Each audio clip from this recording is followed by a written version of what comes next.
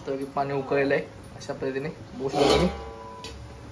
आणि इकडं तांदूळ पाणी काढलेलं आहे गाळून भिजवलेलं तांदूळ आणि तो आता याच्यामध्ये टाकायचा आहे. बघून घे कशा पद्धतीने टाकायचं आहे. हळूहळू अंगावरती उडतं का मला. ही आमची पद्धत भात करायची. बिर्याणीचा भात थोडक्यात बिर्याणी आपली. तिकडं ते ठेवले चिकन. हो बघितले दाखवले तुम्हाला दाखवत असते ते माझ्या फॉलोअर्सला असला असते ते माझ्या चाहत्यांना असते ते. मग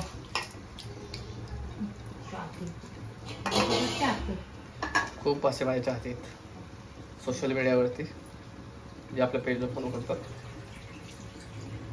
असं चिकन शिजते. भात तांदूळ टाकताना नेहमी उकळल्यानंतर टाकायचं, आधी टाकू नये. गरम पाण्यामध्ये टाकावे.